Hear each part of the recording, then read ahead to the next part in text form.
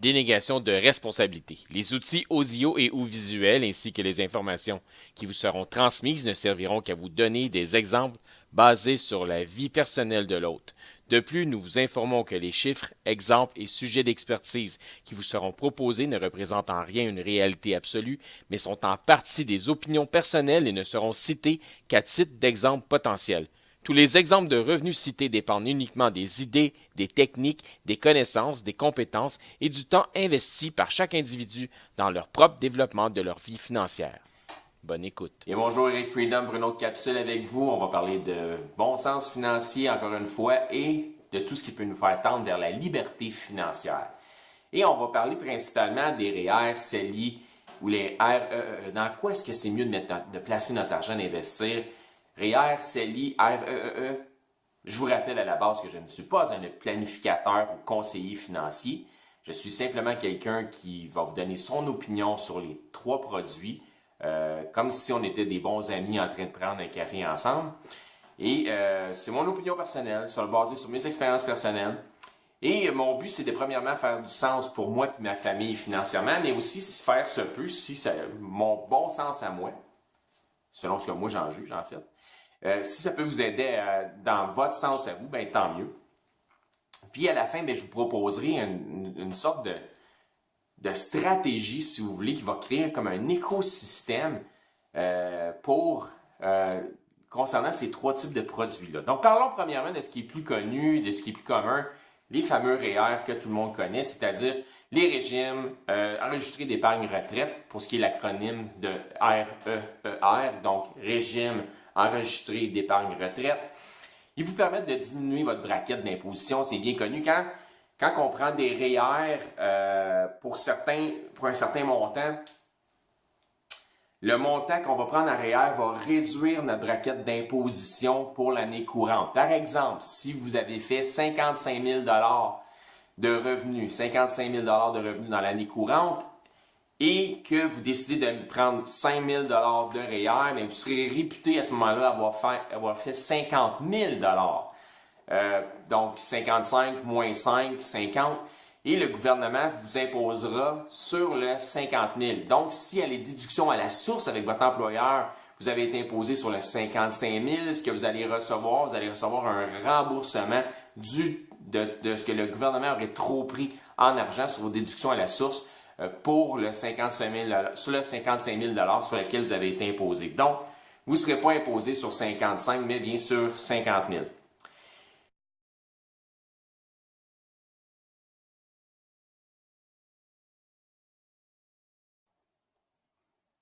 Donc, vous ne serez pas imposé sur le 5 000 que vous mettez dans vos REER, mais vous allez être imposé dessus quand vous le sortirez, idéalement à votre retraite, idéalement aussi par petit montant. Et l'idée en arrière de ça, c'est que lors de votre retraite, comme vous n'êtes pas dans le pic de votre carrière, je dis, la retraite, c'est tout le contraire, eh bien, vous devriez être moins imposé, donc votre braquette d'imposition devrait être très basse, donc vous devriez être moins imposé sur l'argent que vous allez sortir, comme j'ai dit, petit à petit, pendant le temps de votre retraite. De plus, l'avantage des REER, si vous avez des enfants, c'est que si vous diminuez votre braquette d'imposition, vous augmentez donc, dans certains cas, les allocations gouvernementales, ce qu'on appelle les allocations familiales que le gouvernement verse pour le fait que vous ayez des enfants.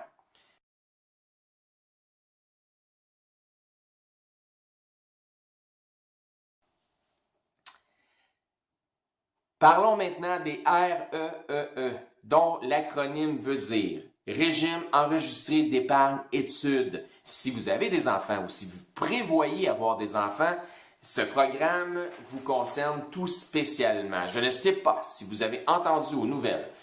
Tout récemment, un homme de 31 ans a poursuivi ses parents étant, eux, à la retraite pour les forcer légalement à le supporter dans le cheminement de ses études financièrement parlant.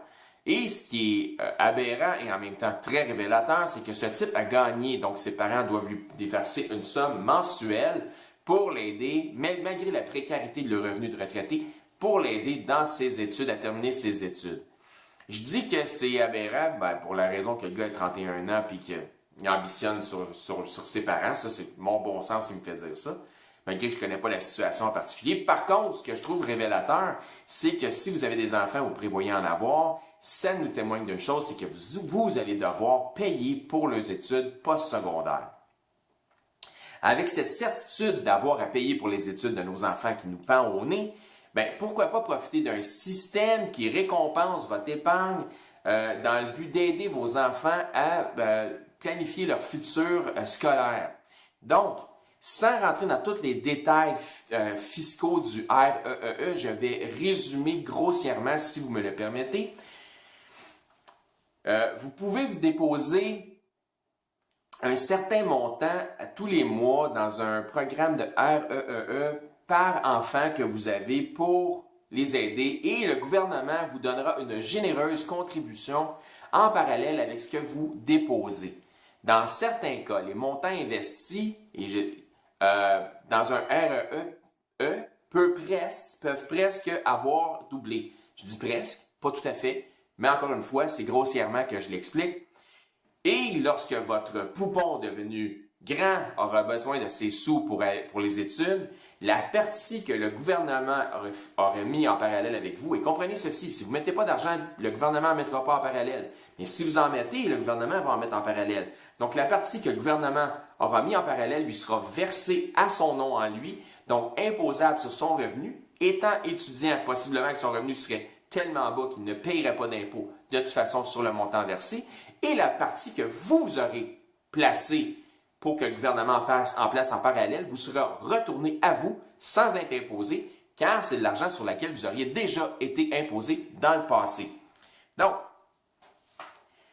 ma suggestion, utilisez aussi l'argent qui vous revient en tout ou en partie pour aider votre enfant dans son cheminement scolaire, pour aider votre progéniture. Mais grâce à votre bon sens financier, parce que vous avez placé des sous dans un REEE, vous profitez déjà d'un effet de levier où votre enfant, votre jeune reçoit un montant que vous n'avez pas à débourser, plus vous recevez un retour de ce que vous avez déjà mis qui peut vous servir à continuer à l'aider dans ce sens-là. Ça, c'est très intelligent. C'est un programme vraiment qui est très généreux. Parlons maintenant du CELI, le CELI, mon préféré, qui veut dire, en fait, compte d'épargne libre d'impôt. Il n'y a pas grand-chose qui est libre d'impôt au Québec, soit les gains de loterie, il y a aussi les assurances-vie versées aux bénéficiaires qui nous sont libres d'impôt et les bénéfices faits dans un compte d'épargne libre d'impôt, un CELI. Mais quel bon outil de progression financière, j'adore les CELI. Mais tel que son nom l'invoque, tous les dividendes et ou intérêts ou profits faits à partir d'un CELI sont 100% libres d'impôt. Vous ne pouvez pas être imposé sur ces montants-là. Vous êtes limité à un montant que vous pouvez déposer de façon annuelle et cumulative dans un CELI, mais vous n'êtes aucunement limité sur combien de profits vous pouvez faire à travers le CELI. Et tous ces profits-là, tous ces intérêts ou dividendes ne peuvent pas être imposés. C'est pour ça que j'aime beaucoup les CELI. En temps normal, dans un autre type de compte d'investissement, un autre type de programme, vous seriez imposé sur 50% des gains en capital. Depuis sa création en 2009, on peut déposer entre 5 000 à 6 000 $ par année dans un CELI pour maximiser nos cotisations dans le CELI, sauf en 2015, on pouvait déposer 10 000 $.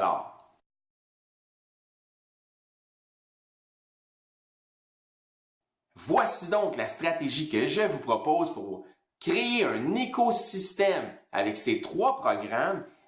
Maximisez premièrement votre CELI, incluant aussi le fonds d'urgence dont j'ai parlé dans une autre capsule.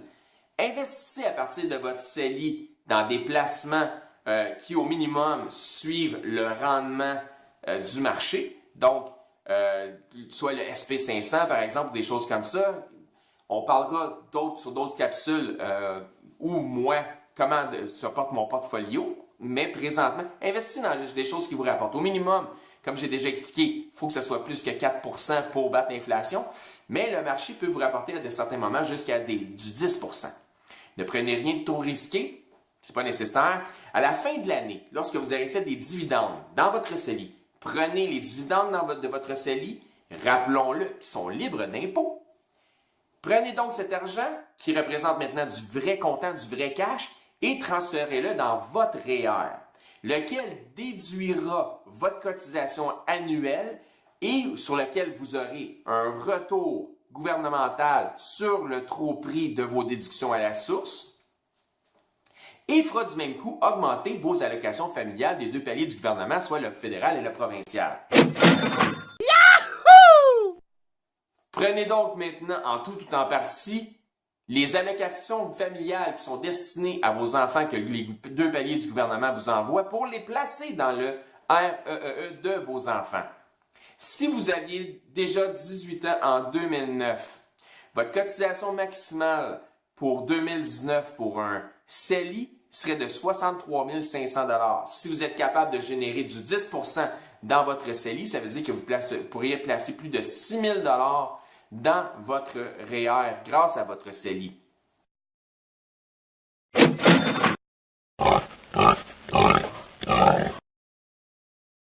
Je résume en gros le gros bon sens de cette stratégie qui crée en soi un écosystème avec les trois produits CELI, REER et REEE. Placez de l'argent que vous aurez fait grâce à votre CELI, qui ne pourra pas vous être imposé, dans un système qui est le REER, qui vous donnera à ce moment-là un crédit d'impôt sur l'argent qui vous a été imposé, qui fera en sorte que ça augmentera vos allocations familiales destinées pour les enfants. Prenez maintenant cet argent-là qui est fourni par le gouvernement pour la placer dans un programme qui s'appelle le REEE, qui fera en sorte que ça doublera ou presque le montant que vous allez avoir pour pouvoir aider vos jeunes dans la poursuite de leurs études que vous auriez de toute façon dû débourser. Je ne sais pas pour vous, mais moi, un écosystème de même, avec une stratégie de la sorte, je trouve ça absolument génial. Puis c'est drôle, moi, ça me donne le goût de sourire. Merci d'avoir pris le temps de visionner cette vidéo. Si vous trouvez pour vous que ça fait du sens, on vous invite à partager le tout via les médias sociaux tels votre page Facebook. S'il vous plaît, laissez vos commentaires au bas de la page. Faites un thumbs up, faites un like. Abonnez-vous aussi à ma page Facebook Passive Income is Freedom avec Eric, dont le lien est au bas de la page YouTube. C'était Eric Freedom pour le bon sens financier, parce que c'est important que vos finances fassent du sens. À la prochaine. Au revoir.